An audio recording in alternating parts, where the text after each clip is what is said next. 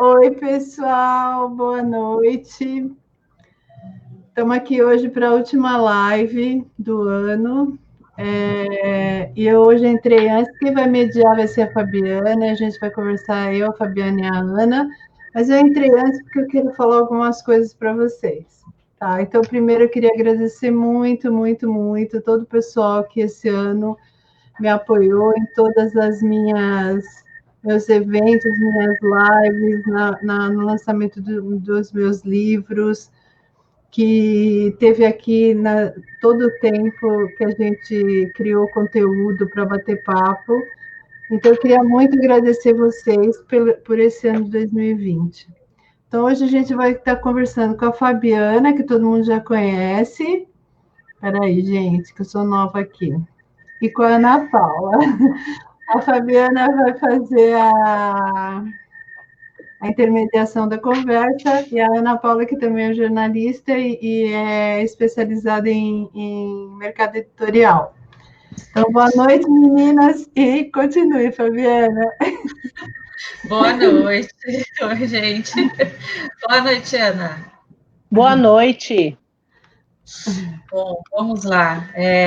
Um tema que bem interessante e, curiosamente, eu imagino, né, que essa live ela surgiu de perguntas de outras lives, né, de curiosidades durante as lives, né, e que às vezes a gente nem imagina como se processa esse bastidor aí.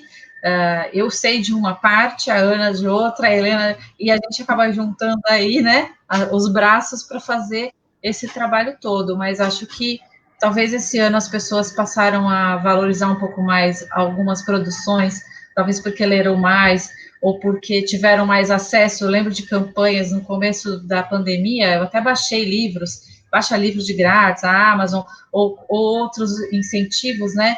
E talvez essa curiosidade, ou até essa vontade, né, de como fazer um livro, eu tenho uma história, eu quero contar, e a gente vai bater esse papo aí. Eu queria perguntar aí, acho que as duas podem explicar um pouco sobre que dúvidas, né, um futuro escritor ele tem sobre esse momento. Ele tem o trabalho dele, ele tem a vontade, de repente, que dúvidas ele tem? Como é que as pessoas chegam a vocês e o que elas perguntam? Eu quero publicar. Que perguntas elas levam e dúvidas a vocês? Ana. Boa noite novamente. Desde que eu passei a atuar no mercado editorial, as pessoas, você acaba se tornando uma referência, né? Da mesma forma que a Helena, como autora, eu do outro lado dos bastidores, né? Então, a dúvida principal é por onde começar. Algumas pessoas elas já têm o livro escrito, que é o que nós chamamos de original, então elas querem saber o que elas fazem com aquele original. Outras pessoas ficam em dúvida com relação à editora, qual editora escolher. E tem aqueles que têm o sonho de escrever um livro, mas não, eles querem o fio da meada. Qual o primeiro passo, né? E você, Helena? Bom, eu sou uma metida desde sempre, né? Então, eu já nasci assim. Porque, assim, minha história de publicar livro, ela começou em 85, com a Tecris, que você conhece, né? Numa brincadeira de final de ano, de fim de faculdade, tá? Então, assim, a gente adjunta, eu deixava ela em casa, eu era caroneira, né? Eu deixava ela em casa, e aí a gente ficava, naquele tempo eu ainda podia conversar um pouquinho na porta de casa, não é que nem hoje. Aí a gente começou a conversar um monte de coisa, tal. A Tecris também escreve, como todo mundo sabe, né? E aí a gente resolveu, falou assim, vamos fazer um livro? Né? Isso foi em 1985, e aí simplesmente, na época, né, a gente foi numa gráfica aqui de Santos, e levou os nossos originais, tal, fez toda, nós mesmos fizemos a revisão, aquelas coisas todas, né? Era um livro completamente maluco, né? Porque o nome do livro era Sol Lua, que ela era o Sol, eu era a Lua, né? E aí, a gente podia brincar ainda naquela época um pouco, né? Hoje é uma coisa mais difícil, assim, né? Então, a gente fez um livro que as páginas azuis eram os meus poemas e as páginas amarelas eram os poemas da Tecris, né? E aí, o que a gente fez? Então, a gente bancou a edição, né? Só que tem todo um processo antes. Como a gente tinha feito faculdade de jornalismo, né? E como a gente já escrevia fazia um tempo, eu tinha tido um episódio de plágio do meu trabalho de TCC na faculdade. Então, isso fica para o outro dia, tá bom? Então, a primeira coisa que a gente fez foi isso, foi exatamente procurar, na época, para registrar o livro na Biblioteca Nacional. Eu acho que hoje é a Editora Brasileira do Livro, né? Mas aí a Ana pode explicar mais esse caminho. E aí a gente mandou imprimir, e era uma edição totalmente independente, né? Bom, aí ficamos um tempão sem fazer nada, tal. Quando eu voltei, quando foi meu pai fez 70 anos, que eu publiquei o livro, eu também mandei imprimir o livro dele e tal, eu também fiz esse caminho, né? Porque eu também fui para uma gráfica na época, que era a Type, que infelizmente não tem mais, e que era muito legal, mas tudo bem, faz parte, o Fábio está bem, então isso que importa. E aí eu também fiz isso, eu fiz os livros, mas era uma tiragem menor, né? Então eu fiz todo o caminho de registro e tal, mas eu fazia uma tiragem menor, e naquela época os livros era presente, né? Era um presente de aniversário. Agora, de 2017 para cá, é que eu estou fazendo no esquema de... Ai, a Ana que sabe o nome disso, que assim, eu também, o livro é meu também, só que eu uso uma editora para publicar, né? Mas também é uma editora que faz cooperativado, eu não sei o nome, a Ana fala.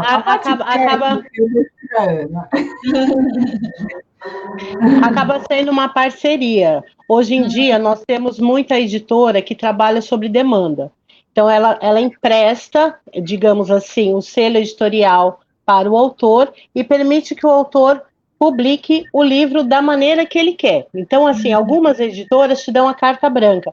Você define desde a arte de capa, a tipologia, formato e a tiragem. Outras editoras, os grandes selos, os livros, em geral, eles passam por uma triagem. Então, o livro, aquele original, ele tem que seguir a linha editorial daquele determinado selo. Algumas editoras publicam só nomes já famosos, ou outras te dão a oportunidade. E aí você acaba, às vezes, ficando em filas de espera que pode durar anos. E tem as editoras intermediárias, né? Que ela tem alguns autores que ela publica por decisão dela, e outros ela publica sobre demanda nessa parceria.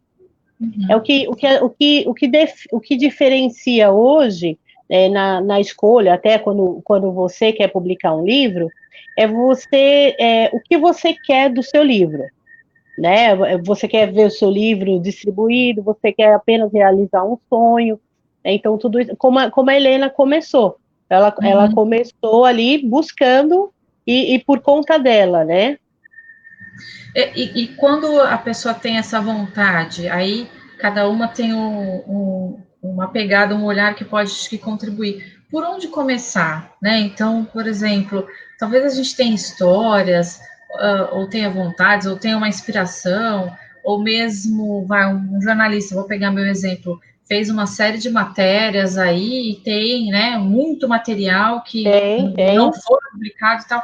Por onde a gente começa? Qual é o caminho? Eu sei que a Helena ela já percorreu esse caminho e hoje, digamos, pavimentou um pouco essa estrada aí, mas o começo, se você não tiver uma assessoria, uma ajuda, deve ser bem complicado, né? Como é que funciona, Paula? Então, eu particularmente acho que cada autor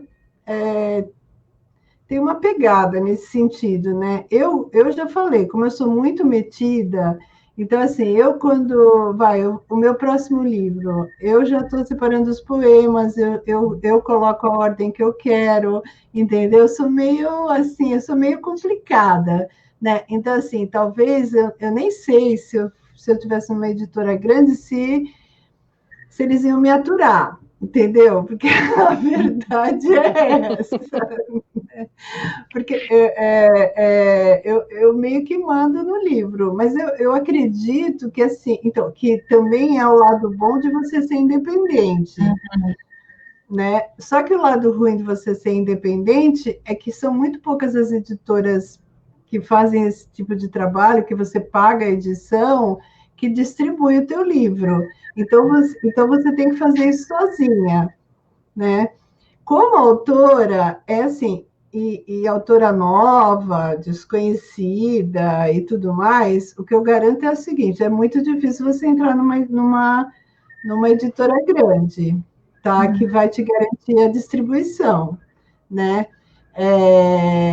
E assim, para você pagar pela distribuição também é muito complicado. Não é um caminho tão fácil assim. Não é qualquer distribuidora de livro que vai pegar o teu livro e vai distribuir. Vai depender poesia, então esquece, que no Brasil poesia só dos famosão mesmo, tá? Ou então poesia assim, que nem eu faço, e mais um monte de amiga minha que eu conheço e que já publicou livro e tal, é muito difícil de distribuir.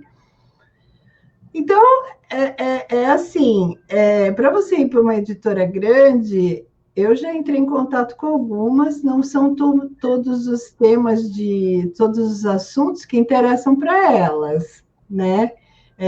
Ela vai te querer ler o teu original, se ler o teu original, porque também tem isso, né? Que às vezes eles falam que nem lê o teu original, se for um assunto muito, muito, muito top, um assunto que vende, entendeu? Um assunto que dá top, né? Lá, como é que é?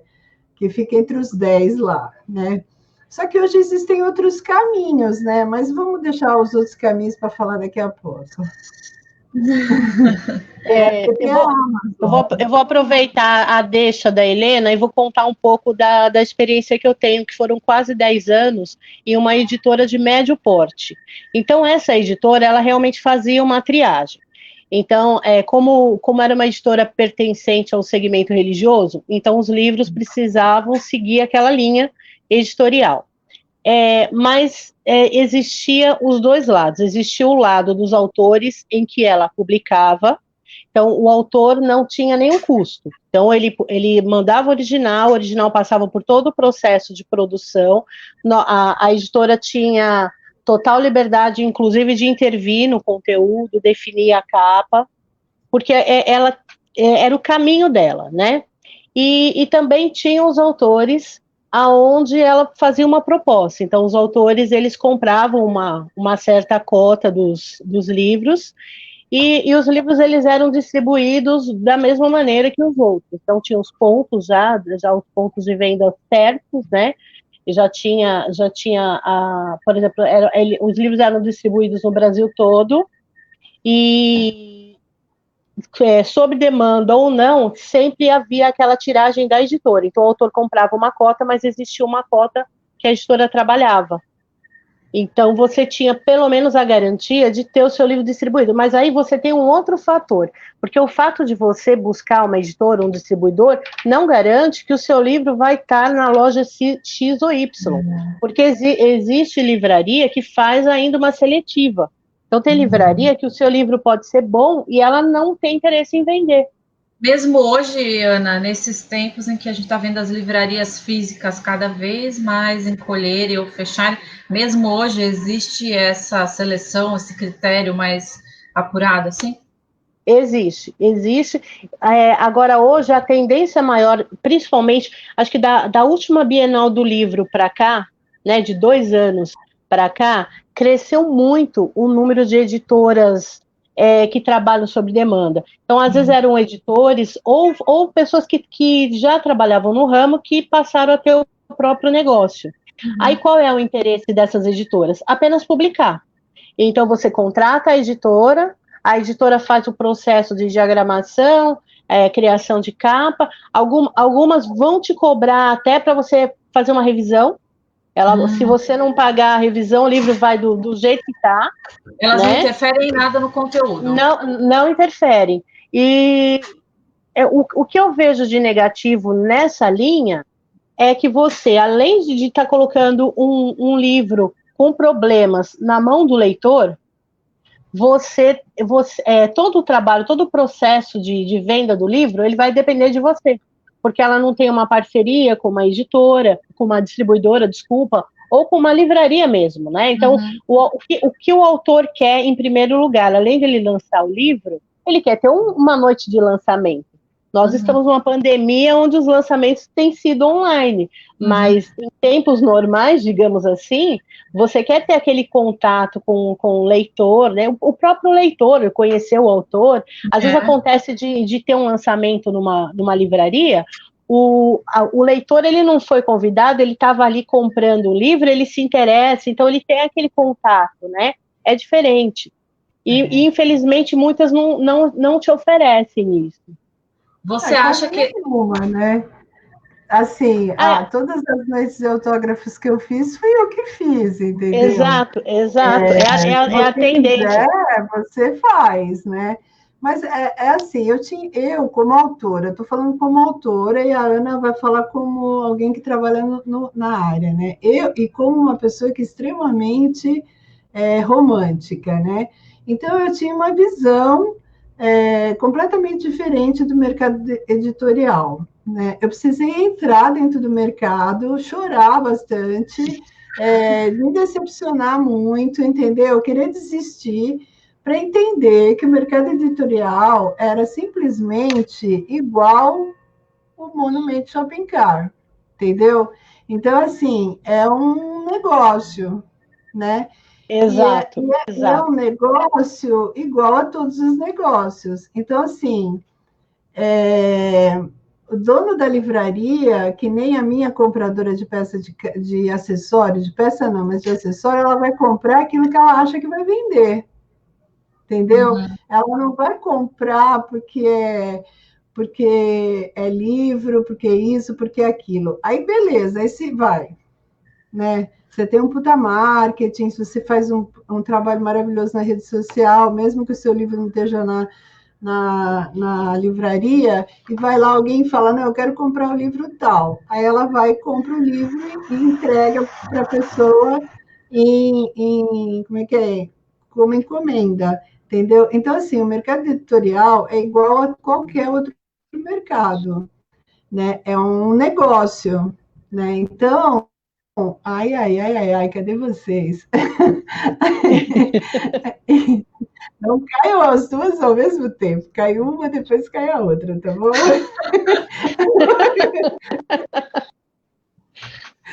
Então, o que eu aprendi foi isso, né? E assim, eu vejo algumas entrevistas, eu já vi algumas entrevistas de autores que supostamente são muito famosos e tal, e eles têm as mesmas dificuldades que um autor pequeno, tá? Ele tem que fazer marketing, ele tem que correr atrás, ele tem que se divulgar, não. Aí, só se for, tipo assim, sabe, eu não vou falar o nome de autor porque eu acho ruim, mas sei lá, o mega autor com o mega assunto. Aí junta as duas coisas, o super autor com o super assunto, com a The Best editora, e aí isso dá um caldo, né?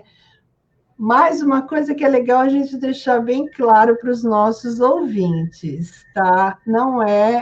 Você não vai ficar rico escrevendo livro. Não. Tá? Não vai.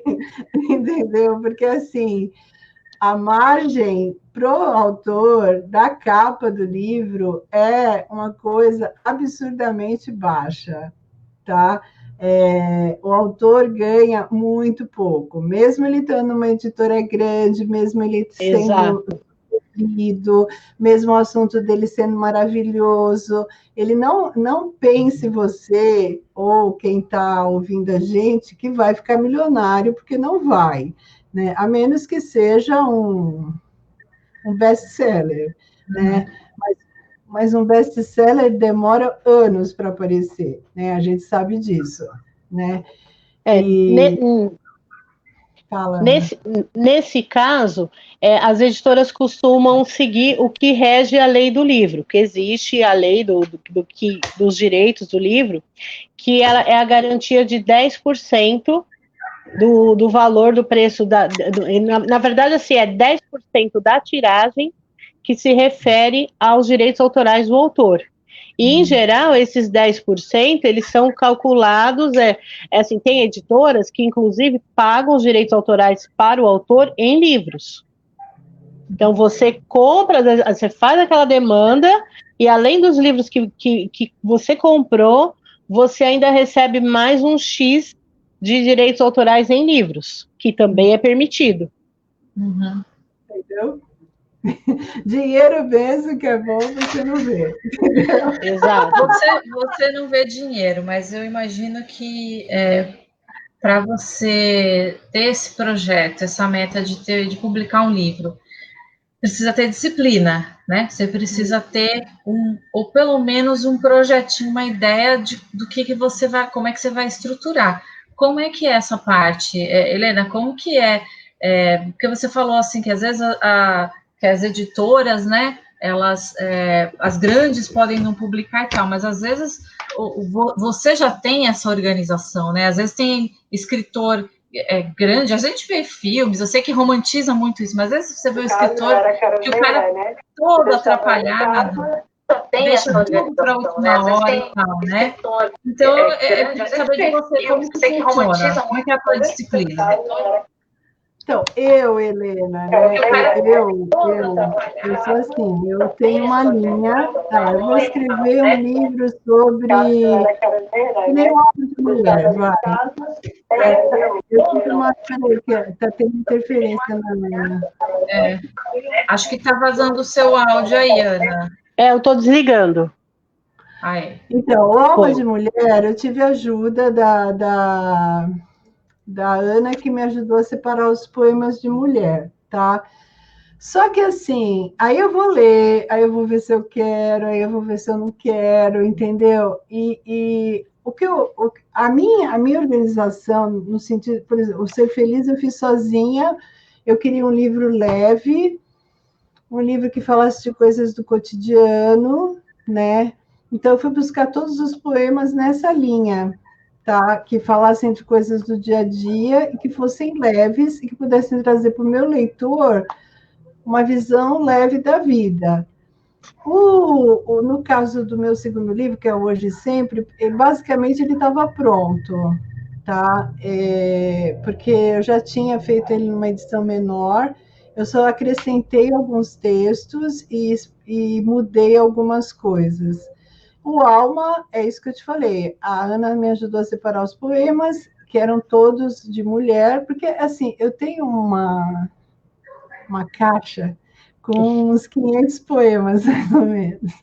Então, eu tenho aí uns 10 livros ainda para publicar. Escritos à mão? Não. Mas, assim, por exemplo, o livro do meu pai, que eu voltei a pegar agora, que é porque Helena, eu sou muito organizada nesse sentido. O meu pensamento tem que ser linear, sabe? Eu não consigo, eu acho que eu nunca tentei, mas eu acho que eu não consigo fazer um livro, por exemplo, um romance que começa do capítulo 3, aí vai para o 1, eu não consigo. O meu pensamento tem que ser linear. Então, depois eu volto e reescrevo o que falta, depois eu volto sabe assim? Agora, tem autor, porque escrever é muito pessoal, né? Cada autor tem o seu jeito de fazer as coisas, né? O que eu acho é que na hora de você organizar o livro, você tem que ter uma linha, né? Uma linha de raciocínio. O que é o capítulo 1? O que é o capítulo 2? Por que eu quero... Como é que eu vou juntar essas coisas? Porque... mas poesia não tem isso. Não, se você, que nem os meus livros, desde Hoje e Sempre, eles são, entre um capítulo e o outro, eles têm um texto, né? Então, eu faço um alinhavo, junto os capítulos por meio de um texto. Então, assim, agora, é fácil? Não, não é, porque você tem que... Eu acredito, se você tiver um editor, ele deve te ajudar a fazer isso, né? Ele faz isso para você, né? Ele vai te dar uma sugestão de organização do teu livro. Como né? coordenadora editorial, eu fazia isso. Então, no período que eu trabalhei nessa editora que eu citei como exemplo, foi durante uma década, foram mais de 300 livros. Então, são livros, às vezes, que você sente a necessidade de uma nota de rodapé para enriquecer a leitura, né? Porque eu sempre me coloco no lugar do leitor, eu faço o papel inverso.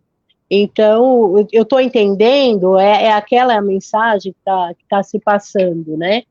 E a Helena, ela está correta na linha da disciplina, mas tem autores que começam escrevendo pelo fim. Aí eles têm um final feliz e depois eles vão desenvolver o restante do livro. Mas Ana, você nessa função de coordenação, assim, na tua experiência e vivência, o escritor, o autor, ele precisa ter uma disciplina no sentido de, assim, hoje eu tenho que produzir de tal hora até tal hora, ou então eu tenho, tipo assim, que vai fazer pesquisa histórica, eu tenho que me organizar na pesquisa. Ele precisa criar essa rotina, esse cronograma. Como que funciona isso? Seria o ideal, né? Para que ele veja o projeto dele pronto, seria o ideal que ele tenha um mínimo de disciplina. Porque às vezes você começa a escrever um livro, coloca ele na gaveta, passam-se anos e ele está lá do jeito que você deixou, de repente, 1, 2 capítulos. Se você quer ver sua obra concluída e publicada, você precisa realmente ter disciplina. Você pode fazer um projeto, ó, daqui 10 anos eu quero lançar um livro, você pode até começar a reunir ideias e escrever sem pressa. Mas se você tiver uma meta, é importante, como tudo na vida, né? Você precisa ter uma programação, um projeto. A Helena já falou sobre isso e às vezes perguntam em entrevistas, né, Helena? Como é que é seu processo criativo? Helena, porque às vezes a pessoa fantasia, né, uma situação, às vezes a gente é muito também induzida por aquilo. Eu adoro ver filmes sobre escritor, sobre jornalismo e tal, e tem um pouco, né, essa coisa, esse ar assim de que a pessoa não consegue escrever e joga o papel e bate no computador, não tem? Ou então a pessoa vai se isolar, vou alugar uma cabana no alto do não sei aonde da montanha porque eu preciso inspirar. A Helena fala e as pessoas ficam assim, mas é assim, é assim. Como que é com você, Helena? Então, né, gente, eu vou repetir de novo a mesma coisa, né? Mas é que assim, a época que eu mais produzi na minha vida foi quando meus filhos eram pequenos e eles ficavam do meu lado na sala vendo desenho animado e eu escrevendo. Então, assim, tudo bem, eu até me dou alguns luxos, tá? Por exemplo, eu quero fazer um livro novo aí que tá meio no prelo, né? Meio no prelo das minhas ideias, tá?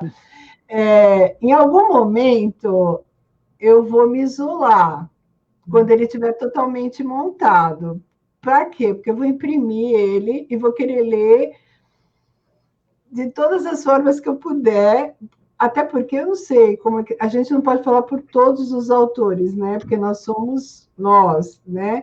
Mas assim, eu sou uma pessoa muito crítica, né? Então, tudo que eu faço está ruim. Né? Tudo. Então, assim, eu tenho que ler o livro com calma. Agora, produzir, gente, olha, eu acho que foi para a Ana Paula ou para a Fabiana que eu falei isso. Que essa semana eu tive que escrever 5 textos para 5 lugares diferentes sobre Natal. Eu acho que você escreveu um deles para mim. Entendeu? Então, assim, não dá para ter inspiração, né? Tem que ter disciplina. Disciplina é assim, a pessoa chega e te faz um convite. Você me faz um texto sobre Natal? Você tem 2 opções. Ou você vai para a cabana e não escreve, porque ir para a cabana não significa que você vai conseguir escrever. Sim. Ou você fala para ela, não vou escrever, tá? Ou você fala, tá bom, né? Na pressão, tudo funciona mais rápido. Você sabe que na panela de pressão, né? Tudo funciona mais rápido. Entendeu? Então, essa semana eu tive que escrever 5 textos sobre o Natal para 5 lugares totalmente diferentes. Você imagina? Não tem que fazer, gente. Não tem jeito. Tem como fugir. Eu acho que o jornalismo tem muito isso, né? Já pensou se vocês tiverem que se inspirar para fazer uma matéria? Não vai sair porra nenhuma, não vai sair nada. Não dá tempo, né? Não dá tempo. Às vezes, da mesma forma como às vezes a gente não sabe como conseguiu escrever, então no jornalismo a gente tem uma preocupação muito grande com o começo do texto, né? O famoso abre do texto, né? Se você prende a pessoa ali no abre, acho que o livro também, né? Se você segura a pessoa no começo e ele tá bem amarrado, você vai. E muitas vezes o segredo tá aí mesmo. Aí mesmo, porque às vezes ele te dá também, ele te dá um norte para você construir, né? Mesmo que seja matéria, que você tenha que trabalhar com fato, informação e tal, mas tem um enredo, né? Dependendo do texto. Às vezes eu releio coisas que eu escrevi há muito tempo e eu falo, como que eu consegui pensar nisso? Gente, eu sou muito boa. Assim, eu nunca mais vou fazer isso na vida. Mas será que não é aquilo que a gente já conversou aqui também, e a Ana também pode falar sobre isso, talvez com mais propriedade, porque ela lidava direto com vários tipos de autores, né? É aquela coisa assim, você escreve tanto, você tem que fazer tantas vezes um texto, você tem que tem uma hora que vai vir, não é no automático, né? Porque não tem como você fazer um poema no automático, não é isso, mas você vai lá e escreve. É aquela experiência que você adquire com a prática, né? Não tem. Por isso que eu sempre falo também nas lives, e eu acho que é legal a gente deixar isso aqui, que você tem que ter mesmo muita leitura, né? Exato. Porque se você lê muito, você tem vocabulário, você tem raciocínio rápido, você já viu aquilo em algum lugar, entendeu? Não é que você vai fazer plágio, não é isso, não é plágio. Precisa escrever sobre o Natal. Eu sei o que eu penso sobre o Natal, porque todos os textos que eu fiz, todos tinham a mesma linha de sentimento. Mas eu tenho que fazer textos diferentes, e aí? Entendeu? Se eu não tiver vocabulário, se eu não tiver lido bastante sobre isso, se eu não tiver ver filmes, sei lá, né? Você se alimentar de coisas. Escrever um romance, eu já falei, eu não vou fazer isso, porque todos os filmes que eu vi, já que a Fabiana falou que é super legal ver filme de autor, para escrever um romance, o povo demora 5 anos, né? E eu não tenho paciência para esperar 5 anos para publicar alguma coisa. Mas você pode pegar, por exemplo, o 100 Anos de Solidão, de Gabriel Garcia Marques, né? Que era um livro que, enfim, as batalhas que ele lutou, tem até um documentário sobre isso no Netflix, né?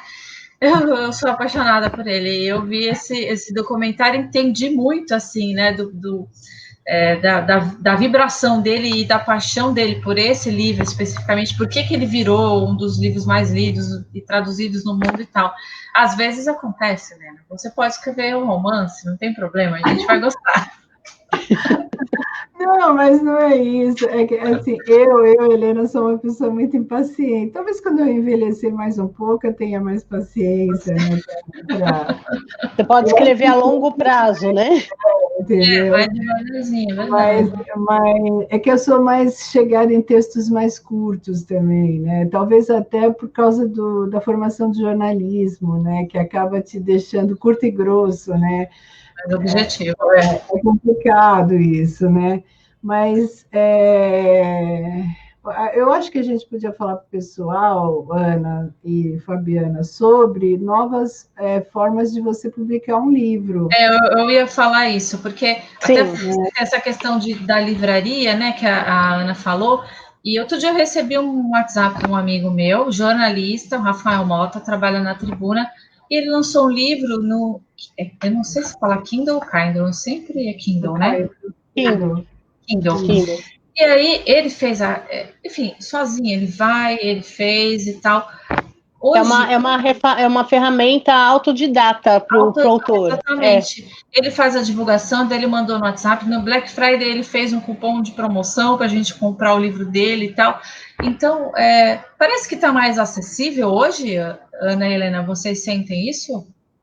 Hoje existem ferramentas como essa que você pula a editora. Então, do autor até o consumidor final direto, né? Então, o autor, ele tem uma ferramenta que ele muitas vezes nem precisa de ajuda, ela é bem explicativa. Então, ele vai...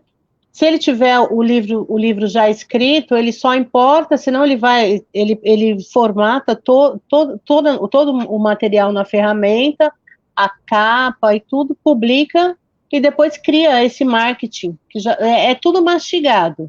E, é um livro para o autor trabalhar por conta dele, né? Muitas vezes tem aquele autor que está lá na fila da editora ou que não tem como investir no livro. Às vezes é um material rico, mas se o autor não investir, ele não tem como colocar esse livro no mercado.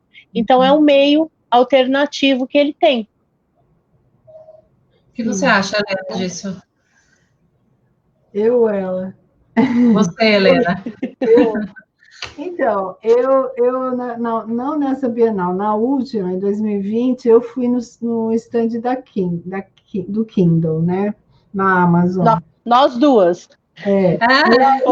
Fomos juntas. Naquele momento, eu vi que o mercado acabou, né? É que as coisas demoram um pouco, entendeu? Para chegar, mas o mercado mudou. Porque, assim, o único problema de você fazer isso sozinho é que se você puser o texto errado, vai errado, porque não tem revisão, não tem nada disso, tá? Então, é o mesmo processo que você faz se você quiser fazer bem feito, tá? Então, você faz o texto, você formata, você faz com a cara que você quer, tudo certinho, como se você montasse o seu livro em PDF, ok? E como é que fala? Fizesse a revisão, tudo, e você importa para a ferramenta deles com um detalhe. Você pode já optar na hora que você manda para a ferramenta se eles vão ou não te arrumar, pegar o teu conteúdo e ir lá na Câmara Brasileira do Livro e te dar um código de barra. O registro. Nossa. Tá? Ele faz o registro. Exato. Beleza? Então, assim, a única dificuldade, para mim, que faço um monte de coisa ao mesmo tempo, é que você tem que ter um tempo para você fazer a divulgação do seu livro digital. Na Amazon, nós temos duas opções. Você pode chegar, você como autor, tá? Você vai ter uma conta, ótimo. Você vai publicar o teu livro, tá? E você pode optar por publicar o teu livro só no digital, no e-book, tá? E para ser lido no Kindle. Ou você pode optar, se você quiser, por exemplo, a Fabiana entra lá, ela não quer comprar o livro no e-book. A Amazon imprime e manda para sua casa. Caramba! Então, assim, é uma coisa, é o futuro, tá? É o futuro, só que você tem que ter um trabalho, mas tudo você tem que ter um trabalho, né? Só que é um trabalho diferenciado, entendeu? Eles têm uma ferramenta que você pode baixar, qualquer pessoa pode baixar, não precisa ser autor, qualquer pessoa pode baixar, e você pode produzir seu livro infantil em casa. E é uma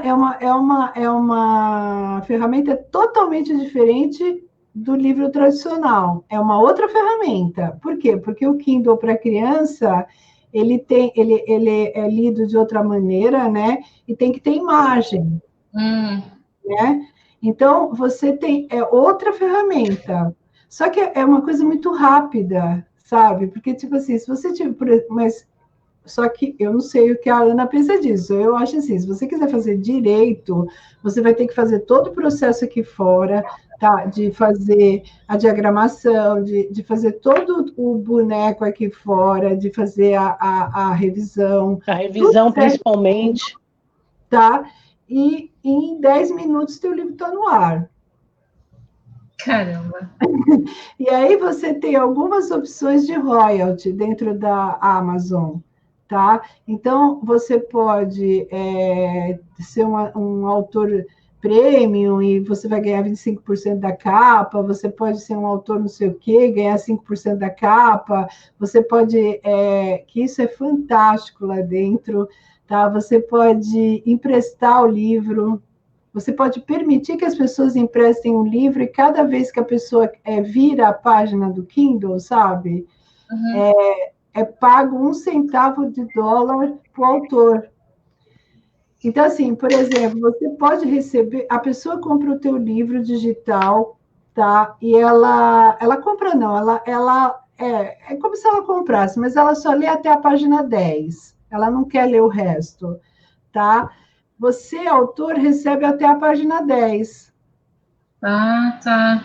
Entendeu? Você recebe por página lida, se você quiser.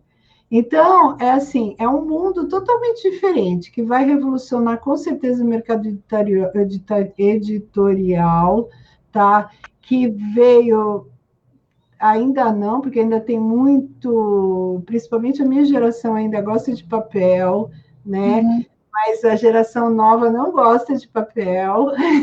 E, assim, o Kindle mesmo, a maquininha lá, o tabletzinho da Kindle ainda é caro, né? No Brasil ainda é caro, né? Mas é o futuro, entendeu? Como tem uma livraria em Paris, que isso eu já contei aqui numa live também, que não tem nem, só tem um livro de cada na prateleira, e que a livraria imprime o livro que você quer na hora. Enquanto você está lá dentro, ela vai lá, ela tem algum dispositivo, ela vai lá, imprime o livro e você leva para casa o livro fresquinho, recém-impresso para você, né? Então, assim, é um mundo muito louco que tá aparecendo um monte de Alternativas, né? alternativas, entendeu? Ana, como que ficam as editoras com essas possibilidades? Olha, particularmente por outras experiências, inclusive com editoras sobre demanda, né, nessa questão de o autor acha que não precisa revisar o livro e a editora, para fazer a revisão, ela tem que cobrar e aí ele não vai pagar. Eu penso que para que você tenha um material de qualidade, você precisa ter um profissional. Por melhor que você seja, mesmo na gramática, na maneira de escrever, eu penso que um profissional ele vai sempre te orientar. Então, se você quer um produto melhor, você precisa ter um profissional do seu lado. Uhum. Né? Mesmo nessa linha, você precisa, se você não quiser uma editora, é interessante você ter um profissional para te auxiliar. Uhum. Eu penso assim, porque eu já vi livros que vou fazer uma pausa aqui na minha fala.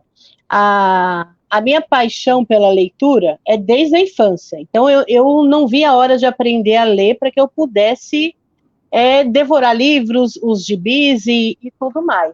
E a oportunidade que eu tive de trabalhar no mercado editorial, mesmo com a faculdade de jornalismo, fazendo um trabalho paralelo e depois me dedicando nesse período exclusivamente ao mercado editorial,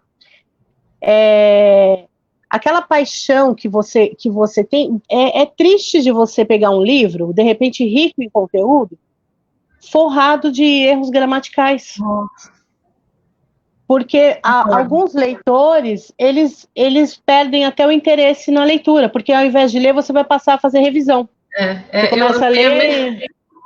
A mesma impressão que você, porque eu trabalhei como editora, eu lia muitos textos, a gente perde a vontade de ler, é verdade. Então, mas sabe qual é o problema? Eu acho que o autor, principalmente o autor independente, ele acha que tem um revisor, ele acha que tem um acompanhamento, ele acha que ele conseguiu uma consultoria nessa área, é muito cara. Uhum. Ele não entende que não é. entendeu? Então, assim, eu estou falando isso porque eu demorei muito para entender muita coisa, né?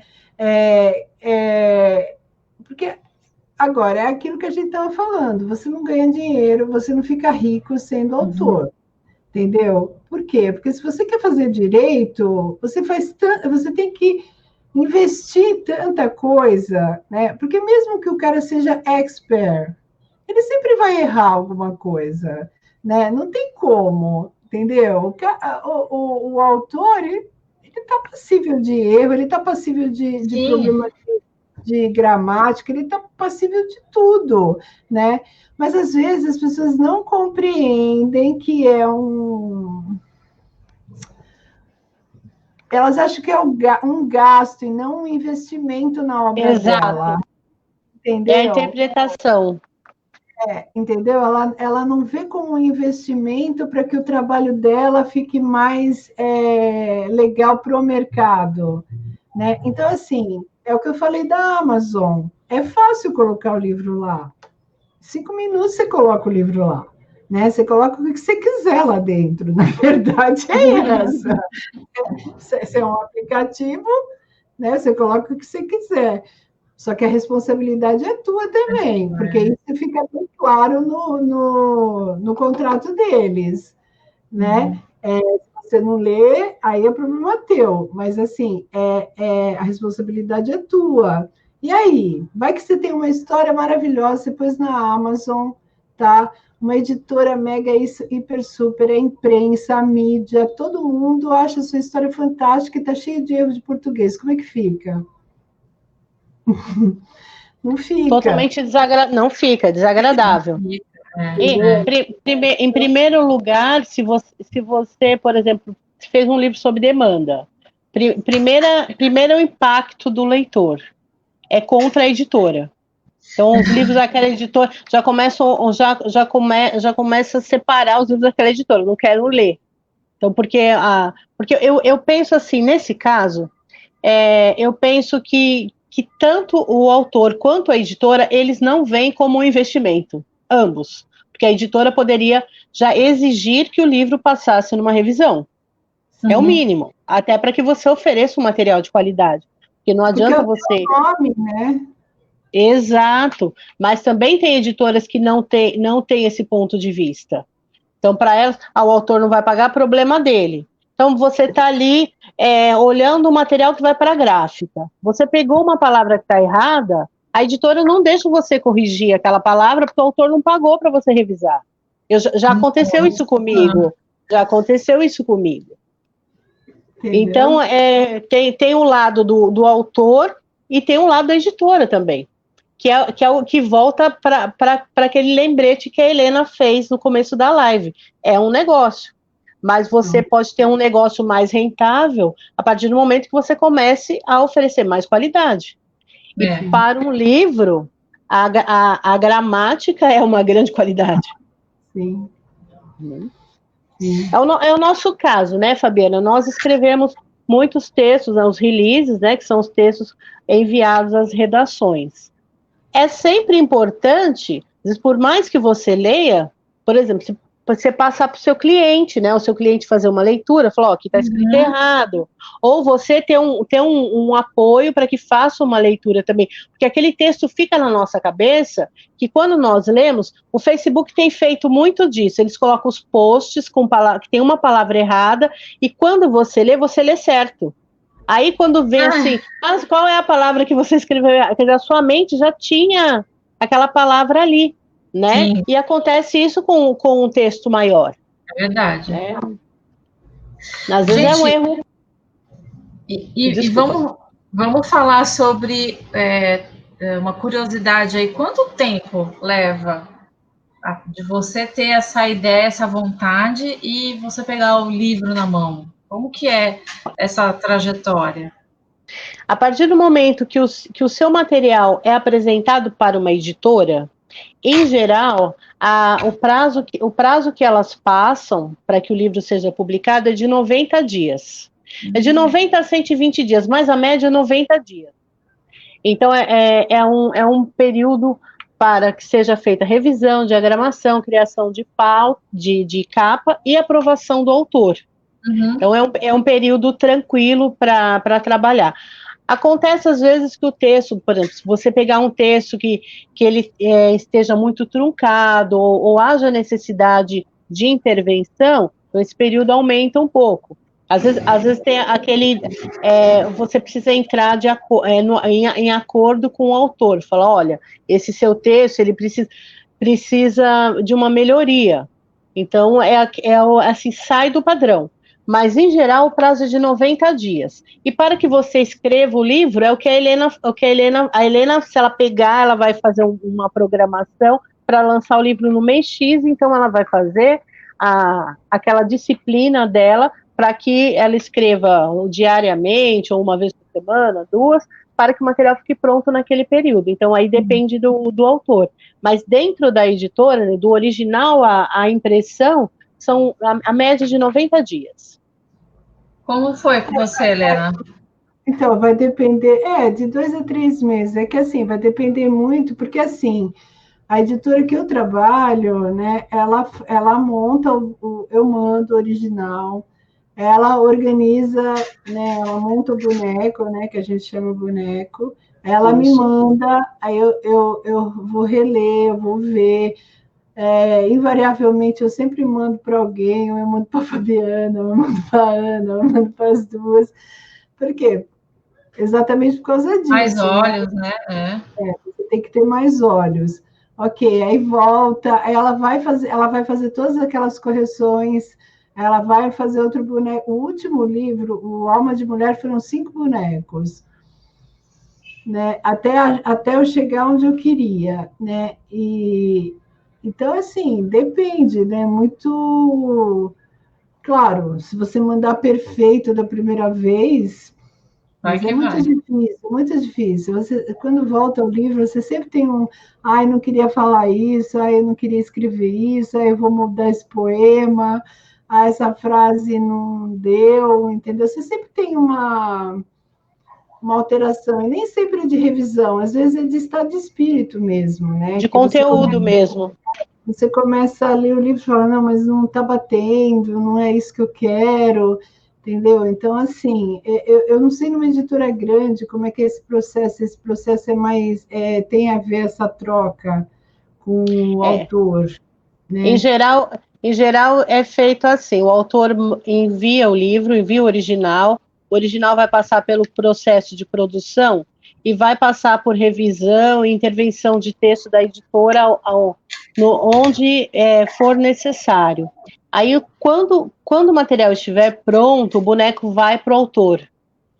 No boneco pronto, o autor, para ele validar, ele tem autonomia de alterar aquilo que ele julgar pertinente, e pode acontecer do autor, de acordo com o contrato que você assina, pode acontecer do autor desejar a intervenção e a editora não aceitar. Então, pode acontecer isso. Mas, em geral, é assim, as editoras, elas começam trabalhando pelo registro, né, que você tem, o livro tem um registro, que hoje é feito na Câmara Brasileira do Livro, que também é onde você pode catalogar o livro, se você não tiver uma bibliotecária ou um bibliotecário, senão você pode fazer esse trabalho direto, e a partir daí começa-se a produção, a revisão, a diagramação, a criação da capa, e quando você tem miolo e capa prontos, é que você manda para o autor validar. Entendi. Então, meio que é assim, ó, tá aqui, né, em geral você não tem problema, porque o autor tem essa ciência de que a editora, ela não vai alterar o seu conteúdo, mas ela vai fazer os ajustes que ela julgar necessário. Então, por exemplo, eu vou citar um exemplo que aconteceu comigo 2 vezes. Eu tenho o costume de, na medida que eu estou lendo, se eu não entendo ou se me interessa, eu sempre faço uma pesquisa paralela. Então, o livro citou uma frase X, eu vou fazer uma pesquisa. E já aconteceu, em 2 situações bem graves, na pesquisa, eu caí na página onde tinha o conteúdo idêntico do livro. Quer dizer, o autor pegou a internet, jogou no livro, colocou aspas aonde estava citado já no texto, né? E aí, um dos livros nós precisamos refazer o livro inteiro, porque aí não é só você trocar ou omitir o capítulo, é você refazer o livro todo. E se você trabalhar com o autor, então, no caso, nós conhecemos os livros da Helena, nós sabemos a linha editorial dela. Então, se você pega uma poesia, você já sabe que aquela poesia é da Helena. Uhum. Digamos que a Helena pegue um texto X e coloque no livro dela. Você percebe que aquele estilo não é do autor. Então, isso acontece também. Então, isso também acontece, e muitas vezes ele acaba passando batido, né, nessas editoras que simplesmente vão lá, diagramam, entregam o livro e pronto. Então, você assina o plágio junto. Né? Então, porque assim, né, por exemplo, não é o meu caso, porque eu escrevo poesia, mas assim, se você vai fazer um texto para um livro didático, por exemplo, você tem N normas da ABNT que você é obrigado a seguir, né? E eu acho que assim, nessa hora, eu acho que é importante você ter alguém que te ajude, porque não é fácil a norma da ABNT. Entendeu? Não é simplesmente você pegar uma citação e colocar entre aspas. Se for um projeto científico, se for um projeto didático, entendeu? Tem todo um formato que a BNT exige para você colocar até a bibliografia tem regra, né? Então, assim, aí as pessoas, não, mas eu sei fazer. Mas não sabe, entendeu? Eu fiz mestrado. Nossa, a gente pena, tá? Porque, claro, quando você está estudando, você não tem dinheiro mesmo para investir em você.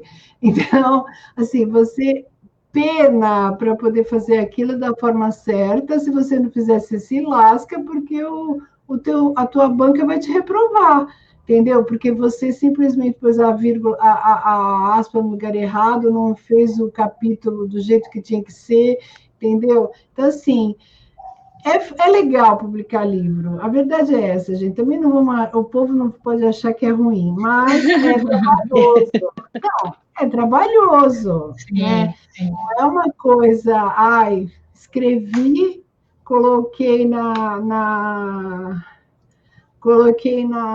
Word, entendeu? Passei no revisor e tá pronto. Não é assim. Cuidado com o revisor do Word. Isso, né? Porque o programa é americano, né? Não é brasileiro, né?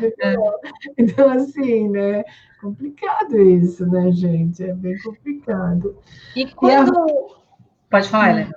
Não, eu ia perguntar se tem mais alguma pergunta. Eu ia perguntar, assim, a gente está falando do caminho todo aí até o livro ficar pronto e os cuidados, né, que vocês acabaram falando de plágio, isso acontece muito, né, com a gente, assim, com quem trabalha com informação, jornalismo, assim, eu vi histórias de matérias, assim, de ping-pong, pergunta e resposta serem plagiadas inteiras, assim, coisas, informações exclusivas, isso é muito sério, né, porque o que está na internet, para a maioria das pessoas, é público, né, está lá, então você pode usar... Exato, e não é assim, né? Importante, né, Ana, qual é o cuidado que se deve ter nesse momento? Eu penso que o primeiro passo é verificar se aquilo que você está reproduzindo, porque tem trechos que nem citando a fonte é permitido que seja reproduzido. Então, acho que é o primeiro cuidado, né? Além de você verificar a veracidade da fonte, é verificar também se você pode, porque às vezes você pode reproduzir uma frase, não um parágrafo, né? Então, esse acho que é o primeiro cuidado que você tem que ter no caso de reprodução, né? Uhum. Às vezes, o autor, ele se inspira em um outro autor para escrever sobre o mesmo tema. Então, ele pega toda a estrutura que já existe e reescreve. Então, às vezes, ele inverte as ideias de posição. Então, isso também é um cuidado, porque não deixa de ser um plágio. Você está escrevendo com sinônimos o mesmo texto. Sim, sim. Né? É que hoje, com essa facilidade da internet, o conceito das pessoas também, né? Por isso que a gente vê fake news aí, provando isso. Então, você não desconfia, você não checa informação, você não confronta, né? E isso leva as pessoas tudo ficou normal, né? Eu vou pegar essa foto, então, assim, eu tenho amigas que trabalham com criação, por exemplo, que são designers, que fazem arte, e de repente a loja pegou uma imagem dela, colocou o logo e virou um post. E fica por isso mesmo, né? Como assim, né? Não é assim, né? Não é. Por isso mesmo, até o dia que ela entrar na justiça. Não, exato, ela precisa.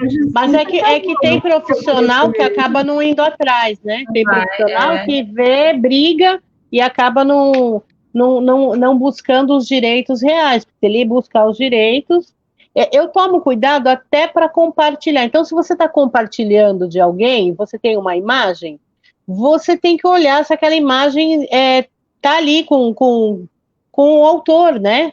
No Instagram eu tenho o costume sempre de colocar as fotos que eu tiro, as postagens, eu tenho uma marquinha que eu sempre coloco lá o nome que eu uso no Instagram. Mas, porque são cuidados mínimos, a pessoa pode compartilhar, mas ela vai compartilhar com aquele nome que está lá, né? Do autor, de quem fez. Sim. Então, mas imagem daria outra live, né? É uma coisa assim que eu participo da internet desde 95, né? Eu já sou velha aqui. Mas assim, no começo era tudo muito liberado, né? Aí, com o tempo, eu fui aprendendo também muita coisa aqui, né? E hoje, assim, vale a pena, tá? Para quem tem um site, para quem faz blog, até para quem escreve, né? E quer imagem no livro. Você tem uma conta num site de imagem, tá? Por quê? Porque você está garantido. Exato. Né? Você pode comprar uma imagem para usar. Eu uso muito também. Eu uso, então, até gratuito tem para usar. Tem, exato. Mas se você quiser, eu quero uma imagem exclusiva de uma cena tal. Você vai lá e compra a imagem e ninguém vai te perturbar. Porque se você reproduz uma imagem de um site desses de imagem, que não foi você que comprou, eles têm como saber. E eles vão pegar no teu pé. Entendeu?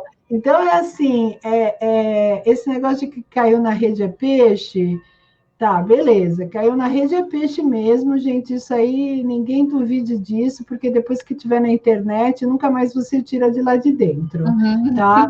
Mas tem que tomar... Hoje mesmo eu fiquei muito irritada com um site aqui da cidade, entendeu? Que assim... tá todo mundo falando da revolta da vacina. Só que eu acho que assim, eu não vou entrar em política, tá? Eu só vou fazer um comentário de uma cena que eu vi num determinado grupo. Eu só acho assim, se você vai contar uma história, você tem que pegar a fonte correta da história, ou você minimamente pega umas 3, 4 fontes, compara e vê né, se elas batem.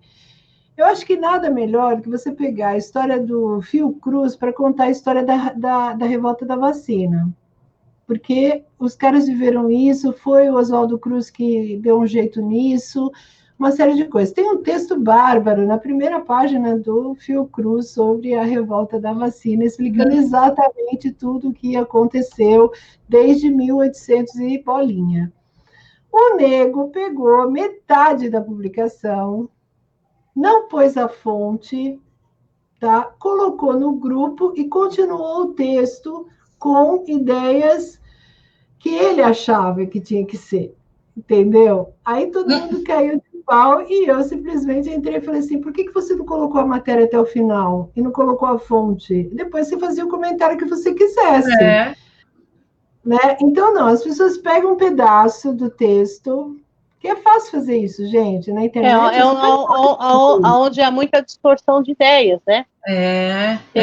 Você retira um trechinho, né? Eu já repliquei coisa que eu esqueci mesmo. Depois eu vou lá e peço desculpas para as pessoas, esqueci de conferir, entendeu?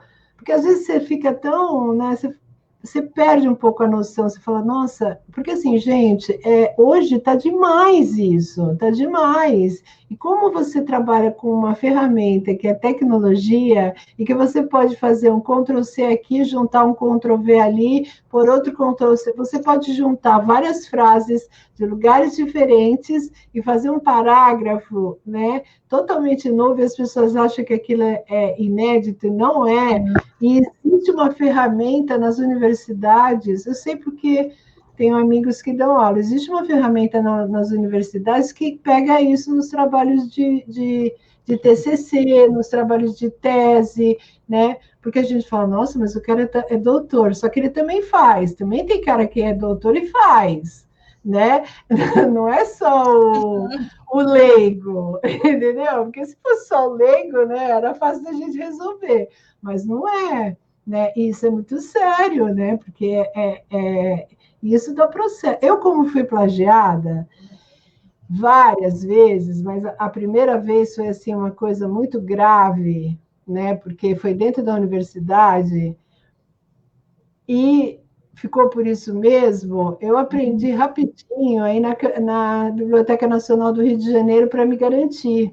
Entendeu? Porque, por exemplo, textos de pessoas que já morreram, as pessoas acham que não precisa pôr aspas, a pessoa acha que pode publicar sem pôr o nome do autor, e não, ela só vira domínio público depois de 100 anos. Né? Se o cara morreu há 20, desculpa, mas você tem que pôr aspas, você tem que dizer o nome do autor, né? Então, assim, é muito complicado, é muito complicado. É bom, dá mais umas 2 horas de live, é melhor não, né? A gente está falando de internet,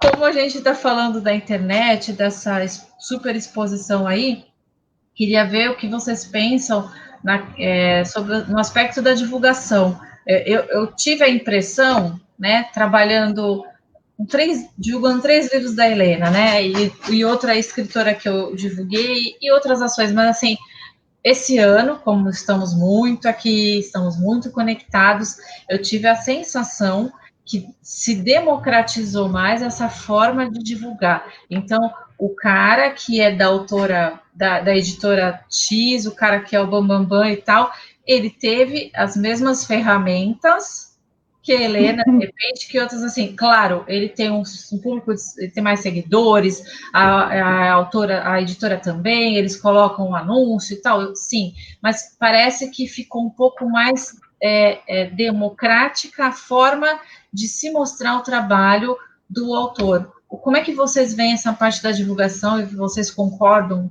com esse benefício da internet aí para divulgar? Posso começar?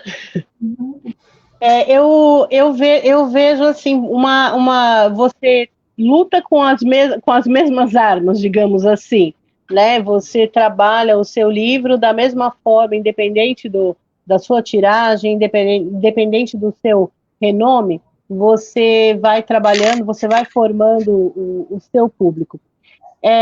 O que eu penso sobre a divulgação diretamente, Fabi, é o seguinte: eu tinha uma linha de pensamento e aí eu participei de uma palestra uma vez com um editor de Harvard que tinha vindo para São Paulo para uma formação mesmo para editores e o ensinamento dele eu sempre passo para os autores.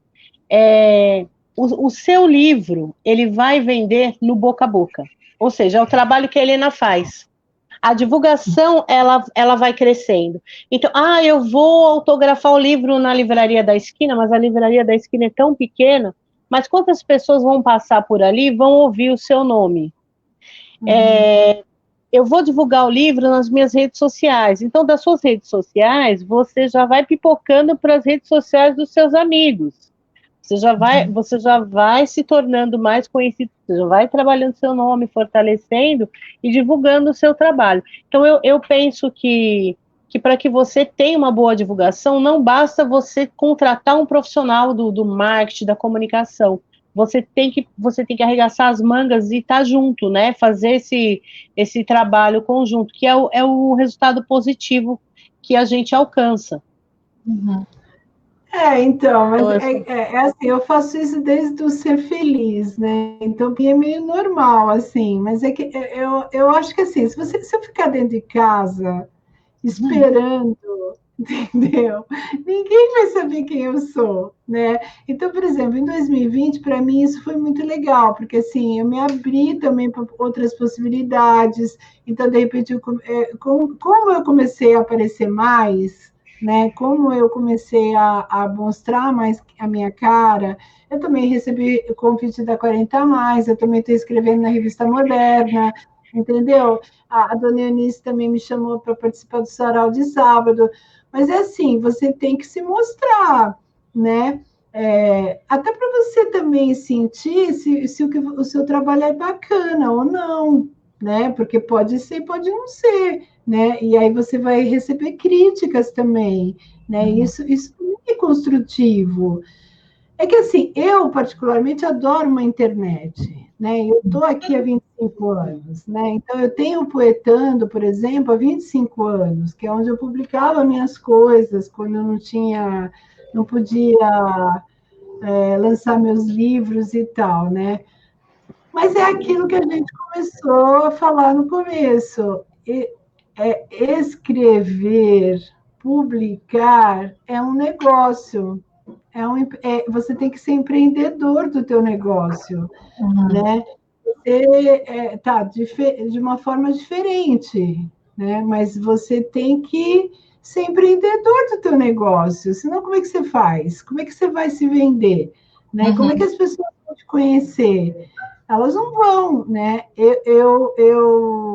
Eu sempre fui muito tímida. Por exemplo, esse ano especificamente, eu fui para a vida por causa de um conselho de uma amiga, né? Que é a Jussara, tal, que me instigou a ir à luta, entendeu? E fala, por que você não se mostra, né? Como era um ano de pandemia, estava na minha casa, tal, me mostrei. E o resultado é que realmente você tem que se mostrar, né? Eu chego no final do ano falando isso para você, e para qualquer autor que estiver vendo a gente, ou os que vão ver no futuro nossa live gravada lá no helenafraga.com.br. Mas, assim, você tem que mostrar o seu trabalho. Vai ter gente que vai gostar, vai ter gente que não vai gostar, vai ter gente que vai te convidar para outras coisas, e isso é muito legal, porque você começa a ampliar seus horizontes, né? Só que, como eu sou uma marqueteira, para mim isso é muito fácil. Adoro, entendeu? Adoro aparecer, adoro fazer live, né, Fabiana? Adoro o ano inteiro, entendeu? Mas, assim, você tem que se mostrar, gente, porque senão como é que fica? Mesmo na Amazon, isso acontece. Eles te dão um caminho para você se mostrar lá dentro. E você, às vezes, não precisa nem gastar dinheiro pagando a publicidade. Você pode pagar a publicidade deles com os próprios royalties do livro que está lá. Ah, que entendeu? legal. Assim, de repente você pode não ganhar nada, mas você vai ficar conhecido numa plataforma que é conhecida no mundo inteiro. Né? O que tem que ter é uma paciência para você fazer esse caminho. Né? É um projeto também, tudo é um projeto. Né? Tudo. Da dedicação, né? As minhas amigas, elas entram e ficam me entregando, entendeu? Você é marqueteira nata, olha aí a Maria Augusta te falando. Mas eu sou mesmo, eu acho isso muito legal. Eu acho que a gente tem que se vender as coisas, vender tudo. Não é consumismo, não é isso, né? É que a gente passa confiança quando a gente se vende também, porque assim, né, se você acredita em você, a ponto de você se expor, a ponto de você levar seu produto, seu serviço, sua ideia, enfim, eu acho que isso é um ponto importante. Você vai à luta, quero que uma hora você vai com medo mesmo. Entendeu? Vai com medo, mas vai, entendeu? Porque... É o seu comprometimento também com aquele projeto seu, né? Sim. Entendeu? Fácil não é, mas é legal, é gostoso, né? E acaba inspirando, né, Helena? A gente vê, assim, as pessoas comentam muito, né? Principalmente quando dá entrevista, quando a gente alinha alguma pauta, alguma coisa. caramba, como ela faz? Ela tem 3 livros, ela tem a loja, ela tem isso aqui. Como que, caramba, dá vontade. As pessoas, acho que isso acaba inspirando também, motivando as pessoas a se animarem a fazer coisas, a tirar seus projetos também da gaveta, né? Então, isso é uma responsabilidade muito grande, né? Porque muita gente fala isso para mim. Como é que você consegue? Você tem 2 filhos, você tem uma loja com 100 funcionários. E aí eu assisti um filme de Natal lá na estúdio e a moça falou no filme exatamente o que eu vou falar agora, que eu penso a vida inteira. Eu sou solteira, não tenho marido. Entendeu? Então, assim, gente, dá para fazer, porque na verdade eu não tenho marido. Então, se eu quiser escrever assim, às 3 horas da manhã, eu vou escrever às 3 horas da manhã, entendeu? Se eu quiser dormir, acordar, escrever e dormir de novo, eu vou poder fazer isso. Então, eu tenho essa liberdade, né? Que talvez. Mas, gente, eu conheço gente casada também que faz, né? Eu acho que na vida o importante é a gente querer fazer, né?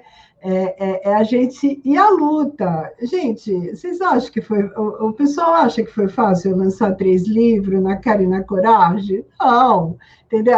A história do. Quando eu fiz o meu livro para o meu pai, que eu fui buscar o livro na gráfica, eu chorava para o Fábio e falava: Fábio, isso está mal escrito, entendeu? Eu escrevi em 15 dias, não tem revisão, e ele vai me matar, porque ele não sabia, né? E era para dar para os amigos dele. Aí, quando eu cheguei em casa, que eu dei para ele, que ele ficou olhando assim, tipo, o que ela fez, né? Que é isso, né? Como é que a pessoa faz um negócio desse, né? Entendeu?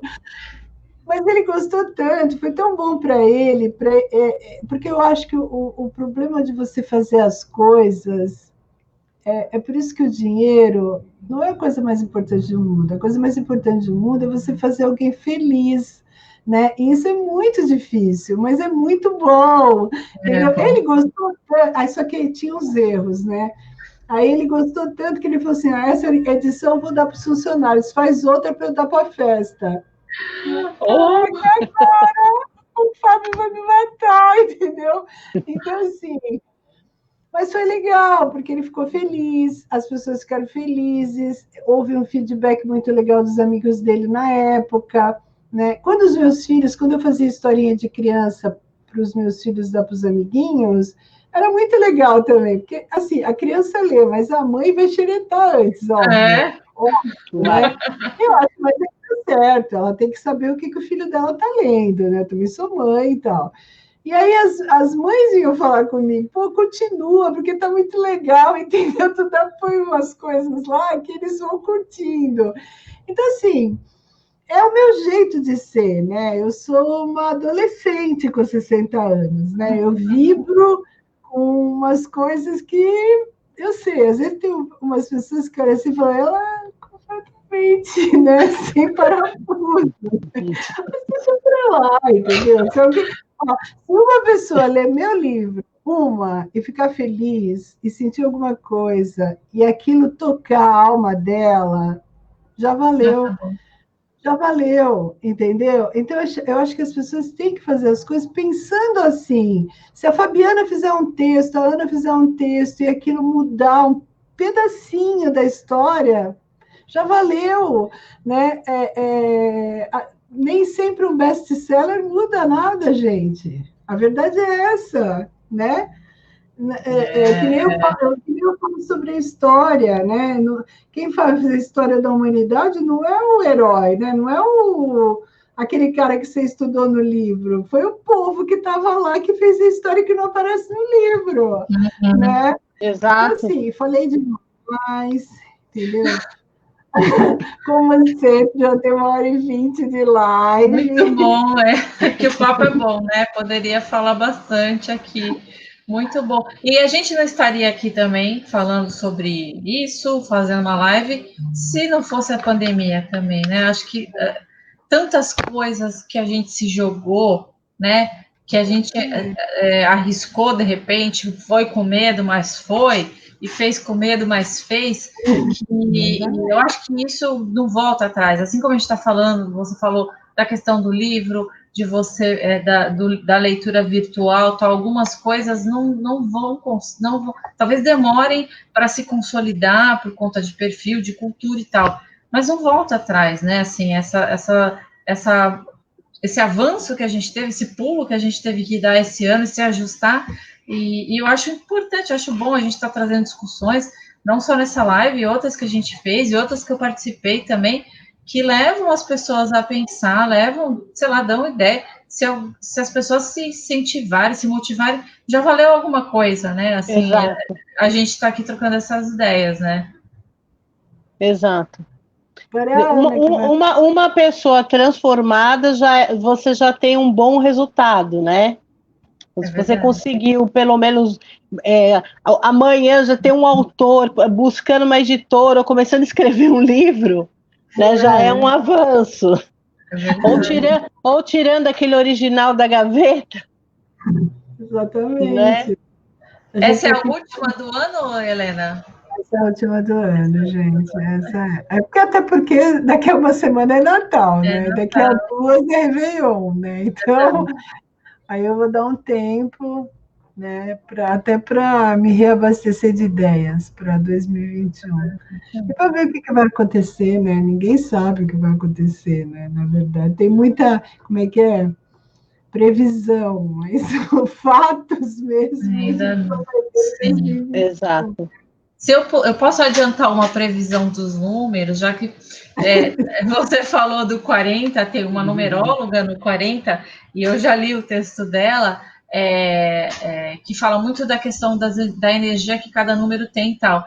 E para 2021, as coisas vão ser melhores. Eu não vou contar exatamente tudo, não lembro os termos, mas assim, ela fez a análise do número tal, da energia que carrega em 2021, e é algo de reconstrução, de se reerguer, de se refazer.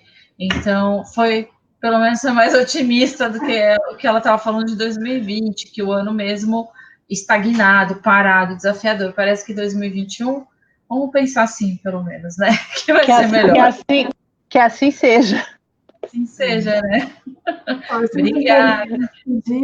Alguém quer falar alguma coisa? Quero agradecer.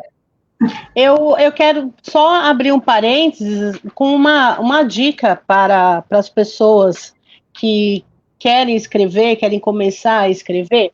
Então, a Helena falou da leitura, então é importante você ler. Ler os clássicos, né? Ler os grandes autores, os autores da nossa literatura, ler jornal, ler revista, ler gibi, fazer leituras diferenciadas. Mas eu acho que o mais importante, na hora de você colocar as ideias no papel, é você seguir a sua própria linha. Você não precisa imitar. Então, de repente, você não precisa escrever como Machado de Assis, que às vezes o seu texto vai ficar totalmente confuso, que nem você vai entender aquela ideia que você colocou no papel ou na tela do computador. Né? Então, eu penso que assim, cada escritor deve seguir o seu estilo. Como ele sentir-se mais à vontade de transferir aquelas ideias hoje para a tela de um computador, né? Boa dica. Obrigada por conversa. Não, só agradecer mesmo. Obrigada pelo papo hoje. E obrigada, Helena, pela oportunidade de vai com medo e vamos fazer as lives e vamos pensar que é um papo a 3 aqui, né? Mas que pode gerar uma onda positiva, pode gerar pelo menos risadas da minha parte, pode gerar risada para quem está acompanhando. E obrigada pela oportunidade. Agradeço também. Eu queria agradecer todo mundo que ficou com a gente aí desde junho, comigo desde março, né? Quando eu comecei a fazer os vídeos lá dirigindo meu carro. Sim. Eu queria agradecer todo mundo. Eu vou pôr uma surpresa no ar a semana que vem para agradecer de uma forma mais bacana.